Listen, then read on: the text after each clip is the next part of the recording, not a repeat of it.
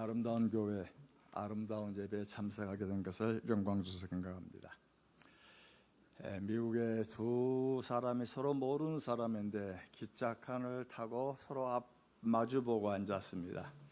이런 얘기 저런 얘기 하다 보니까 서로 크리스찬인 걸 알게 됐습니다. 그래서 성경 이야기를 하고 자기 교회 이야기를 하고 자랑을 하고 서로 얘기를 하는데 점심시간이 된 겁니다. 한 사람은 샌드위치를 준비해 왔습니다. 빵 두 쪽에 고기하고 채소를 넣어서 삼각형으로 자릅니다. 두 쪽 가지고 와서 이제 막 먹기 시작합니다. 한 사람은 식당차가 있으려니 했는데 아침 식당차가 없는 겁니다. 서로 하나님 말씀을 얘기하다가 얘기가 진행 중에 샌드위치를 꺼내다 보니까 하나를 움켜쥐고 먹습니다. 그 나머지 사람은 뭘 생각했을까요? 저 나머지 나 주겠지. 근데 줄 생각을 안 해요. 두 번째 다 먹고 두 번째 저 부분을 손을 대려 하니까 식사 준비를 안 한 친구가 이분에게 주의 말씀이 기억납니다. 무슨 말씀인데요? 내 이웃을 내 몸과 같이 사랑하더군요. 그때 두 번째 사람이 그 얘기를 듣고 고개 끄덕끄덕하고 주님의 참 귀한 말씀이죠 하면서 두 번째를 가져다 입에 배서 먹으면서 나도 말씀이 기억납니다. 내 이웃 것을 탐하지 말라더군요. 우리들은 말씀을 들으면 이 말씀을 다른 사람에게 적용시키려고 합니다. 그러나 말씀이라 하는 것은 나하고 하나님과의 관계에서 법을 얘기하는 겁니다. 그래서 오늘은 우리가 함께 모세의 법은, 우리는 종종 법을 얘기하면 무서운 법을 얘기하려고 합니다. 좀 PT를 떼주세요. 우리는 법 그러면 굉장히 무섭고 어느 사람들은 법을 얘기하면서 율법은 지나갔다, 지금은 은혜 시대다, 우리는 법을 지킬 필요가 없다 라고 하지만 그렇지는 않습니다. 오늘 첫 번째 읽은 말씀은 하나님께서 모세의 언약을 주신 배경에 관한 말씀드립니다. 말씀 기억나죠? 내 언약을 지키면. 그 다음에 주어진 말씀이 이제 띄우셨군요. 좀 미안합니다. 왜 작동이 안 되죠? 아예 끄세요. 괜찮습니다. 아예 꺼버리세요.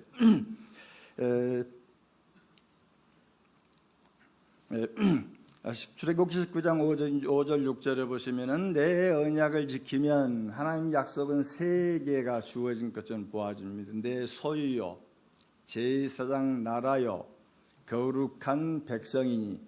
이 말을 자세히 들으면 세 개가 다른 것 같이 보아지지만 의미는 하나입니다. 소유라고 하는 말은 특별한 소유. 다윗이 성전 건축을 하면서 왕궁에서와 자기 사유의 금도 드렸다. 이때 사유란 말이 소유입니다. 내가 특별한 목적 때문에 구분해 놓은 것들 중에서도 주었다. 그래서 쉽게 우리가 이해하기 좋기는 집에 반지가 여러 있지만 우리 많은 여자분들이 결혼 반지를 끼는 것은 다이아몬드로 끼는 건 아닙니다. 좋은 건 집에 놔두고 결혼 기념으로 그렇게 비싸지 않는 걸 끼는 것처럼 항상 몸에 지닌 것처럼 그때 쓰는 말이 소유입니다. 그래서 하나님은 마치 금가닥지처럼 손에 항상 끼고 있는 것처럼 내가 열방 중에서 내 소유로 만들겠다. 두 번째 제사장 나라란 말은 제사장이 있는 나라가 아니고 제사장들처럼 하나님과 백성 사이에 구분된 위를 하는 사람이다. 그래서 하나님은 아론직 제사장을 말한 게 아니고 내가 이 민족 전체를 제사장들처럼 구분해서 쓰겠다. 그러면 우리는 무슨 제사장이죠?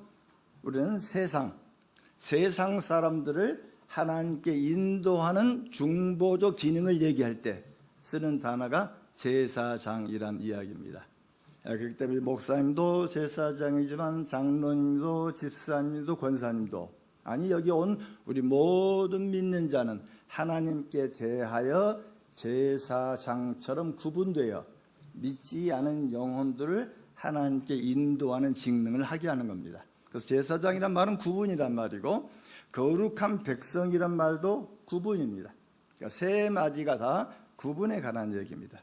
그래서 세상 속에 애굽 땅에서 이스라엘을 불러내셨고 우리들은 세상 속에서 금과 은이 아니고 그리스도의 피값으로 우리를 불러주어서 교회 공동체를 허락하셨습니다. 그래서 우리는 성경 학문들을 같이 한번 찾아서 보도록 합니다. 베드로전서 2장 9절에 보면 우리가 암기해야 할 말씀이 하나 있습니다. 이 부분은 종교개혁자들이 무척 확대했던 우리가 만인 제사장 교리입니다. 우리 한국교회에서는 많이 안 가르친 이유가 이걸 가르쳐 놓으면 목사만 제사장이 아니고 교회 내에서 나도 제사장이라고 싸우니까 안 가르치려고 합니다만 이건 교회 내 직분을 말한 게 아닙니다. 믿지 않은 영혼에 대해서 세상에 대하여 우리의 가진 직분입니다. 베드로전서 2장 9절 찾으셨으면 함께 읽습니다. 그러나 너희는 택하신 족속이요 왕같은 제사장들이요 거룩한 나라요 그의 소유가 되는 백성이니 이는 너희를 그의 기이한 빛에 들어가게 하신 이의 아름다운 덕을 선포하게 하기 위함이다. 앞에 부분은 출애굽기 인용이죠. 출애굽기 말씀을 가져다가 차이는 앞에서는 제사장 나라 그랬고 뒤에는 왕같은 제사장. 히브리어는 고대 언어이기 때문에 형용사가 많이 없습니다. 명사 둘을 합치면 그 중에 하나가 형용사 역할을 합니다. 그래서 앞에서는 제사장적인 나라는 말은 통치 왕권이기 때문에 우리 신약 성경은 왕같은 제사장으로 번역했습니다. 그런데 우리가 이 왕같은 제사를 왜 부르셨죠? 부르신 이유는 기이한 빛에 들게 하신 하나님의 아름다운 덕을 세상을 향하여 선포케 하는 것이다. 때문에 결국 우리들의 이 교회가 세워진 것은 목사님부터 모든 교인 한 사람 한 사람이 세상의 빛으로 밝은 빛을 등경 위에 되어 사람들로 하여 보게 했더니 주변에 있는 사람들이 우리의 착한 행실을 보고 하나님께 영광을 돌린다 말합니다. 오늘 여러분 교회 첫 찬송이 영광 찬송을 드려서 깜짝 놀랐습니다. 영광 우리 성가대도 저희 시작하는 찬송이 영광을 드린단 말이 무슨 말입니까? 마치 영광 우리가 만들어서 이렇게 드립니까? 아니 하나님이 영광 100%인데 모자라서 우리 보고 영광 달라고 합니까? 영광을 돌린다 드린다라고 말하지만 본래 말의 의미는 영광을 반사한다는 말입니다. 우리가 거울이 돼가지고 하나님의 빛을 우리가 세상에 드러내어서 세상에 있는 사람들이 나를 본 것이 아니고 내 속에 하나님의 빛을 보는 겁니다. 그런 의미 속에 만인 제사장입니다. 우리 한번 서로 옆 사람 인사 한번 하십시다. 당신은 제사장입니다. 오늘 어마어마한 타이틀을 받았습니다. 이때 제사장에는 교회 내 직분이 아니고 세상 사람에 대해서 또 두 번째 의미는 하나님과 우리 사이에 중보가 없습니다. 중보는 주님이시고 성령님이십니다. 목사님이 중보가 아니에요. 목사님도 주님의 이름으로 기도하는 거고 주님의 이름으로 가르친 거고 그분이 우리 속에 함께 계시기 때문에 누구든지 주님의 이름으로 기도하여 옆에 있는 분들을 도와주는 게 제사장적인 사역입니다. 두 번째 우리가 생각해 볼 수 있는 말씀은 왜 하나님이 법을 주시는데 법의 의미가 뭘까? 주전 13세기 터키에 제국이 하나 있었습니다. 히타이트 제국입니다. 헷족, 우리 성경 헷사람 우리야 할 때 나오는 헷족입니다. 이 모세오경은 주전 15세기에 쓰여졌고 그리고 헷족이 세계를 정복하고 큰 나라를 이룰 때는 13세기입니다. 그때 조약이 하나 발견됩니다. 그 조약이 발견되기 전까지는 성경의 언약이란 말을 잘 이해하지 못했습니다. 구약이란 말은 옛 언약, 신약은 새 언약인데 이 언약이란 말을 많은 사람은 계약으로 이해하려고 합니다. 계약이란 것은 계약 당사자가 동의를 해야 됩니다. 똑같은 권리입니다. 성경을 보니까 하나님이 우리에게 맺은 언약은 일방적입니다. 이렇게 해라라고 명하셨지 너희들이 이렇게 하면 그런 말들이 안 나옵니다. 하나님의 명령이 먼저 나와버립니다. 이것 때문에 굉장히 많은 논란이 됐습니다만 1935년도에 문헌이 발견되고 55년도에 어느 기독교의 큰 구약학자가 아니 성경의 문헌하고 아니 이 조약 문헌이 똑같네. 같은 6개의 이야기를 하고 있습니다. 하나는 서두라 해가지고 나는 누구다. 우리 성경에는 나는 여호와로다. 이 서두입니다. 그 다음에 옛날 조약 문서는 항상 왕 내가 누구의 아들이고 누구 신의 아들이고 5대왕 6대주의 아들이고 거기다 자그마치 타이틀들을 막 기록하는데 하나님은 타이틀이 필요하잖아요. 나는 너희 하나님 여호와로다. 끝나버립니다. 그 엄청난 황제 되시고 종주 되신 하나님이 이스라엘을 봉신으로 삼는 겁니다. 헷 제국의 왕이 주변 나라를 점령합니다. 점령해서 반항하는 그 왕은 죽여버리고 다른 사람을 왕을 세웠고 이 사람의 왕 된 건 누구 은혜입니까? 황제 은혜입니다. 또 정복해서 왕이 빨리 항복하면은 그 사람을 왕으로 계속 임명해 줍니다. 그래서 황제하고 왕 관계, 그래서 왕하고 분봉왕 관계, 그 관계가 하나님과 우리 관계로 묘사되어 있습니다. 그래서 우리의 황제 되신 하나님께서 분봉왕인 우리에게 나는 황제다. 그 말씀이 나는 여호와로다 라는 말씀이 포함되어 있습니다. 근데 우리 두 번째 출애굽기 20장 2절에 보면 주요한 말씀이 나옵니다. 나는 너희를 애굽에서 건져낸 여호와로다. 우리 예수를 오래 믿으신 분들은 아마 기억하실 거예요. 옛날 찬송가 뒤에 10계명이 나왔었는데 10계명을 1계명을 얘기하기 전에 나는 점점점 점 100개 찍고 여호와니라 라고 시작했습니다. 그런데 20세기 후반에 이 문서가 발견되니까 우리가 잘못했구나.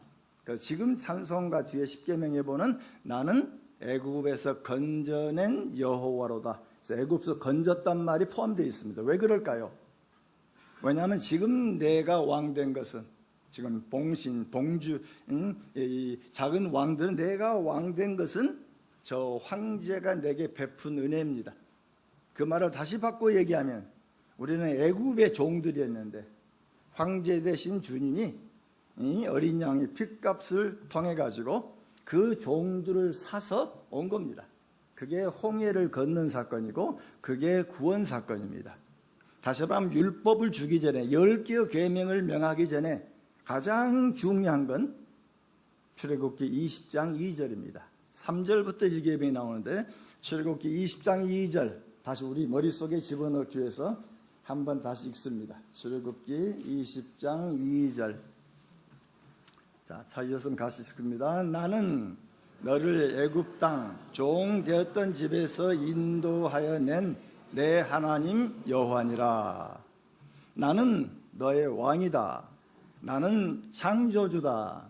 나는 구세주이다. 나는 너희들이 애굽에 종 살 때 내가 직접 가서 어린 양의 핏값으로 내가 너희를 불러낸 내 백성인데 너희들은 이 땅을 다스리는 분봉왕들이다. 내가 너희에게 땅을 주마. 그게 지금 성경에서 일어난 역사적인 이야기입니다. 그래서 서두에 나는 누구다? 나는 여호와니라. 그리고 두 번째 과거 사건, 과거 역사적 사건에 베푼 은혜의 기초에서 지금 황제와 분봉왕 관계가 성립되어 있습니다. 우리는 구원함 받음으로 여호와께서 우리의 임금이시고 주인이시고 나는 당신의 종입니다. 그래서 교회 와서 우리가 주여라고 부른다는 말은 예수님은 나의 주인이십니다. 나는 값으로 삼받은 종입니다. 라고 하는 고백입니다. 그 고백한 사람들에게 10개의 계명을 주었습니다. 계명은 우리는 계명을 잘못 외우면 무서운 종종 주일학교에서 교사들이 그렇게 가르치더군요. 구약의 하나님은 무서운 하나님. 신약의 하나님은 사랑의 하나님. 근데 그건 잘못된 가르침입니다. 이미 사랑하셔서 그들을 구출해 내셨고, 사랑이죠. 구출해 내셨고, 그 다음에 어떻게 살아야 하나님의 복을 계속 누릴 수 있는지, 그래서 삶의 지침서로 주신 것이 십계명이고 율법입니다. 그래서 율법이라고 하는 것은 하나님의 주신 큰 은총입니다. 성경에는 율법을, 법을 모세에게만 주지 않았어요. 성경을 깊이 보시면 아담에게 법을 주었죠. 무슨 법이죠? 선악과를 먹지 말라. 또 노아한테 법을 주었습니다. 무슨 법을 주죠? 피채 먹지 마라.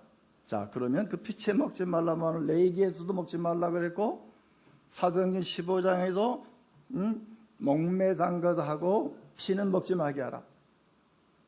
자, 그러면 순댓국 먹어도 됩니까? 선지국 먹어도 됩니까? 한번 우리 양지 캠퍼스에 학생들이 자그마치 2,000명 있습니다. 대학 졸업하고 경쟁 5대1 경쟁을 뚫고 1,800, 2,000명이 목사 공부를 합니다. 1년이면 800명의 목사가 나오는 세계에서 제일 큰 신학교는 아닙니다. 두 번째로 큰 신학교입니다. 제일 큰 신학교는 미국의 사우스 웨스턴이라는 신학교입니다. 그런데 학생들은 돈을 적게 내고 영양사는 영양을 맞춰야 됩니다. 자기이기 때문에 그래서 선지국을 끓여줬습니다. 잡숴보신 분들은 잘 알죠. 그랬더니 학교에 이제 갔더니 이스라엘 유대인들은, 이스라엘 교인들은 학교가 선지학교가 선지국을 줬다고 안 먹고 데모합니다. 플랜카드 걸고 하나님의 학교가 선지국을 줄 수가 있느냐? 법을 어겨도 너무 어겼다. 근데 이방인 기독교인들은 너무 맛있다. 매일 주라. 자, 이거 어느 게 맞죠?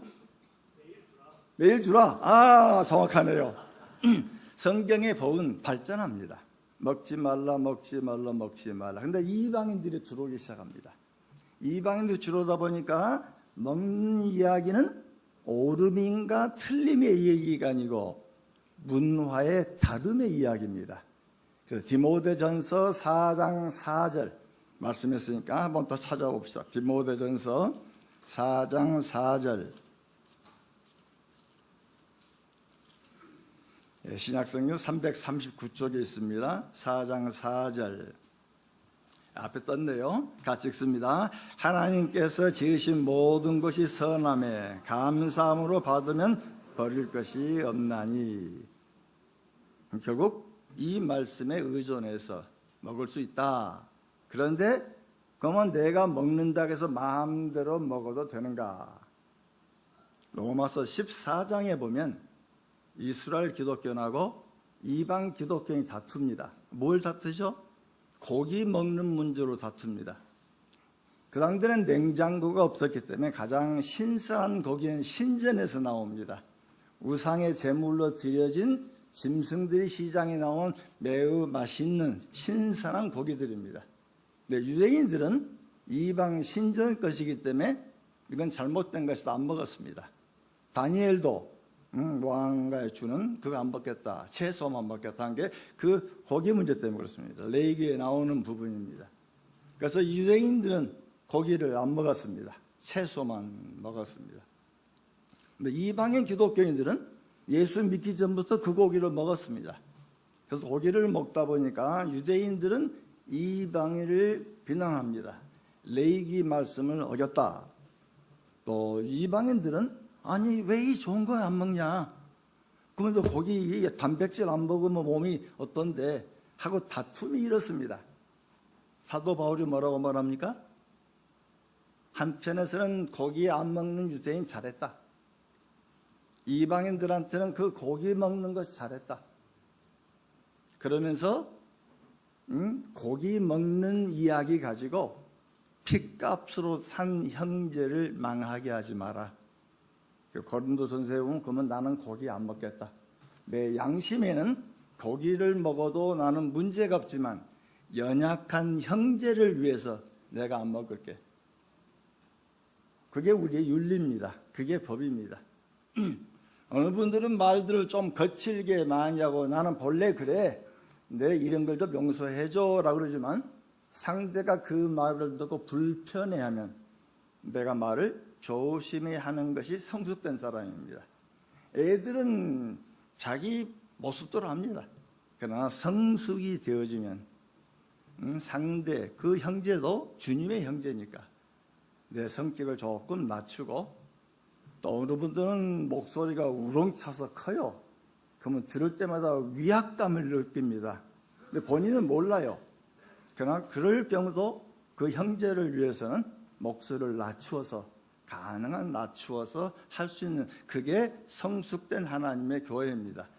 교회라고 하는 것은 관계 속에 있습니다.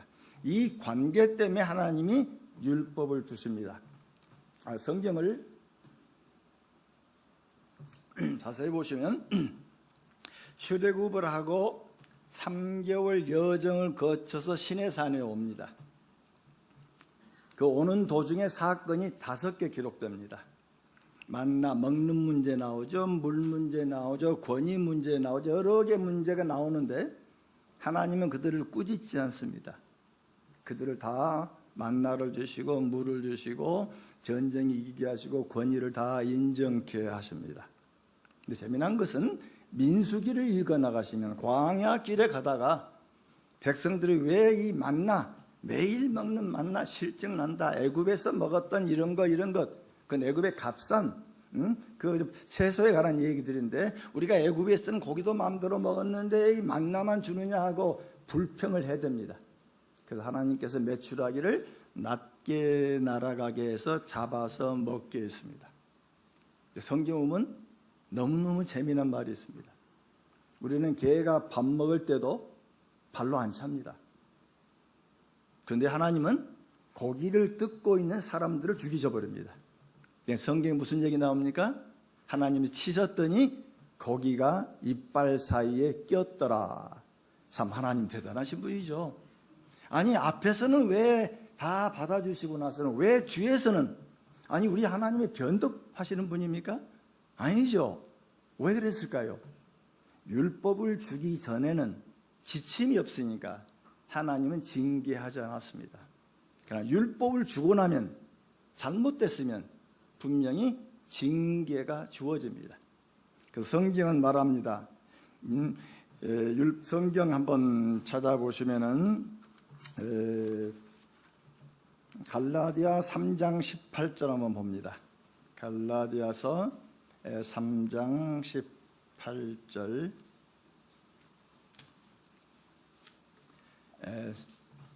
3장 18절에 보시면은 19절입니다. 19절, 그런즉 율법이 무엇이뇨?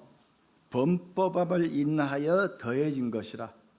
율법이 뭐냐? 우리가 죄를 지니까 죄를 짓지 않도록 지침서로 우리에게 더해준 것이다. 어디다 더해진 거죠? 앞에 읽으면 아브라함의 약속입니다. 아브라함의 하나님께서 이 백성과 대대 후손 대대로 내가 하나님이 되겠다고 약속하셨는데, 그 약속 후에 자손들이 이제는 사람이 많이 모이고 국가가 되다 보니까 자주 넘어져요. 그래서 넘어지지 않도록 준 것이 지침서입니다. 그래서 율법은 우리 약속 후에 더해 주신 것이다. 그래서 이것도 하나님의 은혜의 선물입니다. 이미 구원받은 자들에게 어떻게 살 것인가를 가르쳐주는 하나님의 법의 선물로 주신 겁니다. 법도 어느 면에서는 은혜의 부분입니다. 그렇지 않으면, 우리가 법이 없으면 하나님 우리를 조금만 잘못해도 징계하실 수밖에 없는, 그러나 신앙이 성숙해 가면 내 행실과 말과 여러 가지 것을 조심할 수 있도록 주님의 은혜입니다. 또 성경 갈라디아서 로마서 5장 20절에 보시면은, 로마서 5장 20절에 보시면 율법이 들어온 것은 범죄를 더하게 하려 함이라. 그러나 죄가 더한 것에 은혜가 더욱 넘쳤나니. 율법이 하는 건 뭐죠? 율법은 우리로 하여금 죄를 깨닫게 하는 겁니다. 그 죄를 깨닫게 함으로 말미암아서, 그래서 하나님 맨 처음에 아담에게 하신 말씀은 선악과를 먹지 마라. 노아에게는 피채 먹지 말라. 또 아브라함에게는 할례를 받지 않으면 백성 중에 내가 끊겠다. 그 다음에 모세에게 법을 주었고 그 다음에 예수님이 새 법을 주십니다. 새 계명. 근데 성경 어디에도 율법이 폐했다는 말은 없습니다. 율법을 완성하셨고, 율법이 잘못된 거냐? 성경 아니다. 율법은 선한 것이다. 율법은 지금 우리 신약 교인들도 지켜야 할 주요한 기본 지침서입니다. 우리는 종종 얘기합니다. 예수님의 십자가 사건으로 제사법은 사라졌다. 사실 맞지요. 근데 구약의 제사에 썼던 용어들이 신약 성경에는 경건이라는 의미로 바꿔 쓰고 있습니다. 제사 드리듯이 경건하게 하나님의 앞에 온 그 모습 그대로 너희들이 삶을 살아갈 때 쓰고 있습니다. 또 우리 법을 보면 이 10계명만 얘기하지만 10계명도 주님이 아주 많이 확장하죠. 그래서 예를 들면 우리는 종종 법을 지키면은 서로 비교합니다. 종종 교회에서 그런 얘기 안 들립니까? 지난주 오후 예배 때 안 보이대? 일찍 가버렸는가 봐. 수요 예배 어디 놀러 갔어? 아니 새벽 예배는 왜 안 나와? 나는 성경 3번 읽었는데 지금 무슨 얘기하고 있는 거죠? 내가 너보다 낫다는 겁니다. 우리 인간은 태어날 때도 비교입니다. 왜? 사탄이 맨 먼저 공개한 게 비교입니다. 너도 이것을 먹으면 하나님과 같이 된다. 비교는 죄성의 가장 중요한 특징입니다. 그래서 이 비교, 그래서 이 그 당대 유대인들, 특별히 율법주의자들, 바리새인들, 예수님이 가늠한 여인도 강도도 용서하셨지만 바리새인은 한 번도 용서한 적은 없습니다. 왜 그랬을까요? 율법을 가지고 이걸 비교의 항목으로 만들었습니다.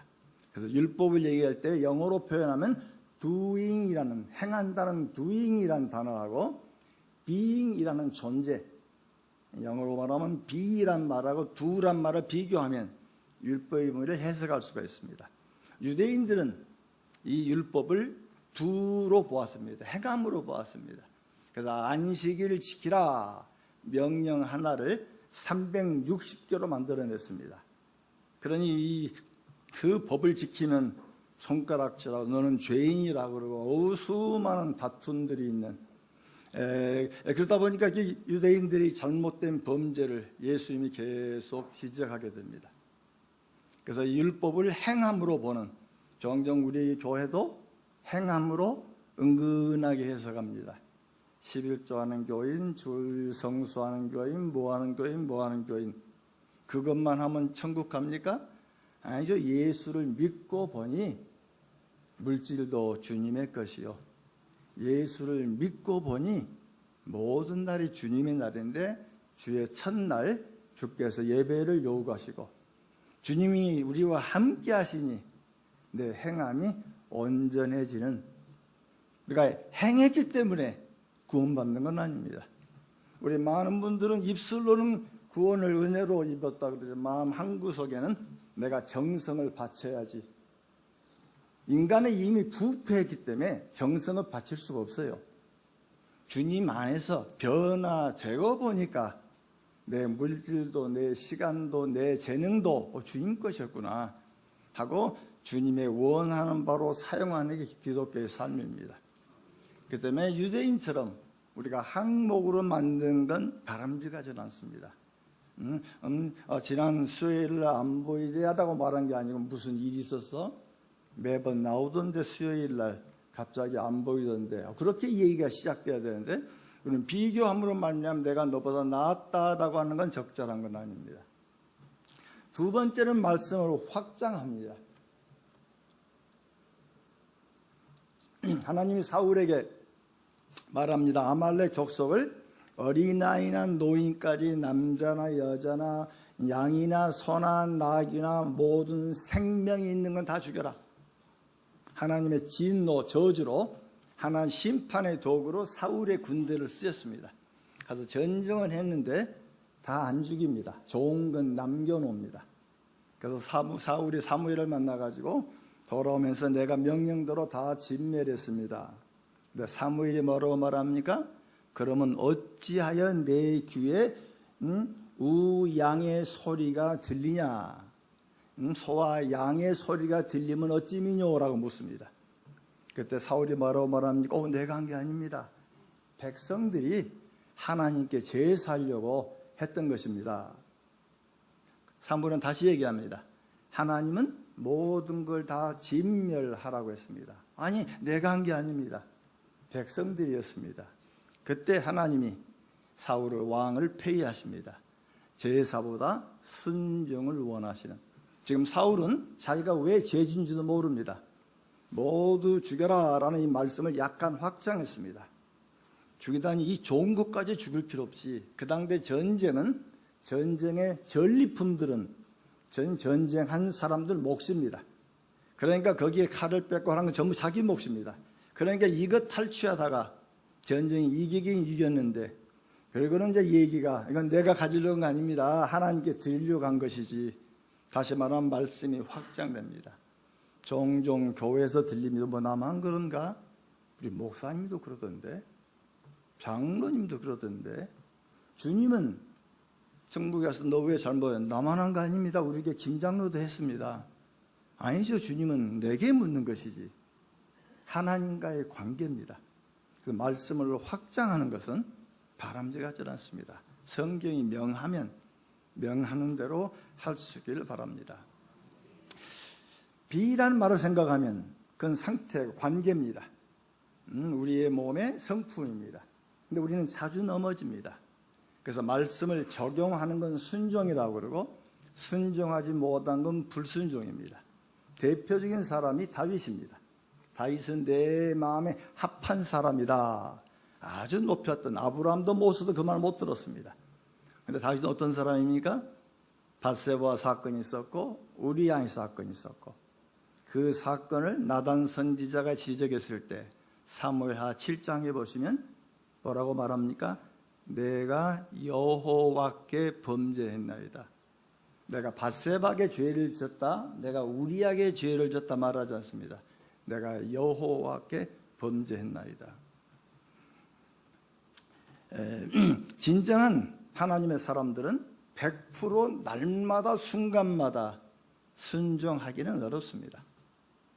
왜냐하면 죄가 4종류입니다. 하나님이 기뻐하시지 아니한 행동 죄지요. 도둑질하고 뭐하고 여러 가지 많은 행동들. 그럼 행동만 죄인가요? 말도 죄입니다. 말만 죄일까요? 생각도 죄입니다.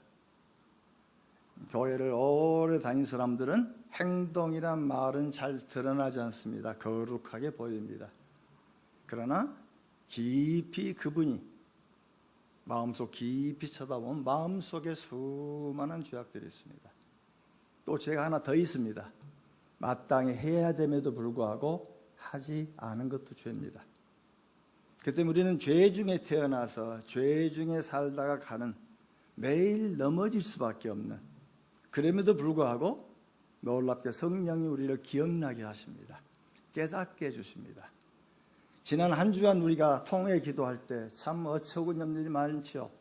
우리는 종종 행동만 얘기하지만 아니죠. 은연중에 나오는 말도 또 저 깊은 것 속에 있는 은밀한 부분까지 주님이 보실 때, 그래서 우리는 하도 비교하기를 좋아하니까 우리 예수님이 비교 대상을 주었습니다. 누구를 주셨죠? 옆에 장로를 주신 것이 아니고, 옆에 집사님을 주신 것이 아니고, 우리 비교 대상이 누구죠? 하늘에 계신 아버지입니다. 마태복음 5장에 보면 하늘에 계신 아버지가 온전한 것처럼 너도 온전해라. 율법을 공부하면 공부할수록 내가 죄인으로서이구나. 우리 신학교 교수들 성경 연구하고 기도하고, 그래서 가끔 교인들이 우리 신학교 교수님이나 목사님들은 정말로 참 흠이 없는 분들이다라고 가끔 얘기하는데 아니지요. 영광스러운 하나님 앞에 내가 섰다 가정하면 내 속에 수많은 걸 보입니다. 그때 나오는 답은 한 가지밖에 없습니다. 오호라. 나는 곤고한 자로다. 어허라, 나는 마땅히 죽을 수밖에 없었는데, 그런데 우리 주님이 나를 불러주셨구나. 그래서 예수님이 아니었더라면 나는 아버지를 아버지라 부를 수 없었습니다. 그게 은혜고 그게 감사합니다. 그때 믿음이 깊으면 깊을수록 내가 죄인이라는 사실, 내가 죄가 참 많다는 이야기, 그게 우리의 주어진 신앙의 성숙입니다. 하지 말라는 것은 안 하면 되지요. 사람 안 죽이면 되죠. 근데 예수님은 사람 안 죽이는 것만 죽였다 말하지 않았습니다. 성경에 라가라 하는 자, 라가라고 하는 것은 우리나라 말의 쉬운 적, 본래 미련한 놈이란 말인데, 유대인식을 우리말로 바꾸면 개하고 뭐라고 하는 것이죠. 자주 쓰는 개, XX, 강단에 쓰기는 좀 어렵죠. 그런 이야기입니다. 그 욕 한마디에도 지옥불에 간다 그랬습니다. 그것도 살인으로 봤습니다. 우리 교회 내에 굉장한 명예살인이 많습니다. 그건 실제로 사람은 죽이지 않았지만 마음속의 미움은 이미 살인이라고 합니다. 그게 품어지면 이 제사 드리러 가다가 형제야 그것이 되면 먼저 화해하고 오라. 그 때문에 하지 말라는 것도 힘든데 하라는 건 더 힘듭니다. 하나님을 사랑을 얼만큼 사랑해야 됩니까? 2살짜리 애한테 우리 엄마들이 가끔 얘기하죠. 엄마 얼마나 예뻐. 그러면 이 꼬마들이 손을 활짝 피면서 이만큼 손을 벌려도 엄마 손 아래에 있어요. 우리가 하나님 앞에 이만큼 잘했다고 해도 하나님의 손 안에는 아무것도 아니죠. 그 때문에 결국 우리는 자랑할 것이 없는, 그래서 결국 율법을 통해서 할 수 있는 딱 한 가지입니다. 결국 우리가 지키지 못한다는 얘기입니다. 율법은 죄를 깨닫게 하고, 그래서 율법의 좋은 비유는 거울입니다. 거울을 보면 내 얼굴에 묻은 검댕이는 보여줍니다. 그렇지만 그 거울이 검댕이는 지워주지는 않습니다. 우리 성경은 거울입니다. 하나님 면전에 서서 영광스러운 그분 앞에 서서 말씀을 읽을 때, 그래서 가능하면 여러분들은 성경을 읽으면서 바로 그 말씀 가지고 그 자리에서 기도하는 게 훨씬 좋은 방법입니다. 성경 읽는 시간 따로 있고 기도 시간 따로 있는 건 적절하지 않습니다. 만약 여러분이 성경을 암송하고 있으면 괜찮습니다. 기도라고 하는 것은 말씀 읽고 보니까 이 말씀 보니까 내가 참 잘했네. 나 이런 일이 기억나는데 그때 잘한 건 참 하나님께서 나를 도와주셨구나. 이 말씀 읽고 보니까 지난 주간에 내가 잘못했네.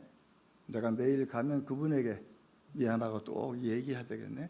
그게 기도이고 그게 간증입니다. 항상 살아있는 지침서 이 말씀을 곁에 두고 이 말씀을 준행해가는 성숙된 여러분이기를 바랍니다. 끝으로 말씀 한번 합니다. 아까 말씀한 것처럼 옳음과 그름은, 옳고 그른 것은, 옳고 틀린 것은 목에 칼이 들어와도 예, 아니요 답은 해야 됩니다. 근데 다름은, 우리의 목숨과 관계되지 않은 다름은 용납해야 됩니다. 우리 연세가 많아지면, 저도 나이가 많아지니까 자녀들 보면 좀 불편할 때가 참 많습니다. 왜? 내 눈으로 보면 참 모자란 일들을 꽤 해요. 그 뒤에 무슨 일이 뻔히 보입니다. 미국 목사님이 대형교회 새로 부임하셔서 오니까 피아노가 구석에 있어요. 피아노를 5m 앞으로, 회중 앞으로 갖다 놨습니다. 그 큰 교회. 예배가 끝나고 나니까 교인들은 설교는 한마디도 안 듣고 끝나자마자 누가 피아노 옮겼냐는 겁니다. 그러니까 장로들부터 누가 옮겼냐고. 그래서 목사님, 아이고 제가 잘못했습니다 하고 바로 위치를 했습니다.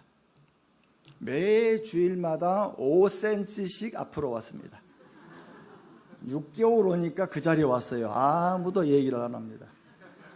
왜? 많은 사람은 자기 관습을 법으로 생각합니다. 특별히 연세 60 넘으신 분들, 우리들은 세 마디만 할 줄 알면 됩니다. 아이나 며느리나 친구들이나 젊은 사람들한테 야, 수고했다. 잘했다. 어려운 얘기 들으면 어떡하나? 어떡하지? 답을 주면 안 됩니다. 답은 걔들이 찾는 것이지. 답을 주면 잔소리입니다. 내가 얘기하면 내가 애를 잘 키웠기 때문에 애들은 내 말 들을 거다. 지금 저도 애들한테 가끔 잔소리하면 우리 40 넘은 두 딸이 뭐라는지 압니까? 아빠 나도 40 넘었어요. 그래서 지금은 잔소리 않고 만달서 잘한다. 그래 잘 지나지? 내가 뭘 도와줄까? 그게 우리 어른들이 할 일입니다. 교회 장로님들, 권사님들, 우리 어른들이 할 일은 젊은 친구들한테 야 잘했다. 수고했다. 그 다음에 어려운 얘기 들을 때 어떡하니? 우리는 하나님을 믿으니까 하나님이 해결해 주실 거야. 내가 기도할 때 네 자매 기억하고 내가 기도할게. 왜 우리가 그렇게 되느냐? 성경 한 구절 읽고 말씀을 마치려고 합니다. 야고보서 2장 10절입니다. 야고보서 2장 10절. 여러분의 교회 와서 내가 감동한 게 성경들을 빨리 찾으세요. 얼마나 마음에 참 좋은지 목사님 훈련을 참 잘하셨구나. 성경 정말 좋아하는 여러분이길 바랍니다. 자, 우리 야고보서 2장 10절 읽고 마치겠습니다. 누구든지 온 율법을 지키다가 그 하나를 범하면 모두 범한 자가 되니 1000개 중에 999개 지키고 하나 덜 지켜도 주님 눈에는 죄인입니다. 근데 우리는 300개 지키고 10개 지킨 사람, 그러면 안 되지라고 하는 게 인간입니다. 우리는 내가 한 걸 보고 자랑하지만 하나님은 내가 하지 못했던 부분 보고 넌 아직도 죄인이다. 이 죄를 어떻게 속죄함 받는가 이제 오후에 그 부분을 집중적으로 얘기합니다. 기도하겠습니다. 하나님, 우리를 은혜로 구원하시고 우리에게 삶의 질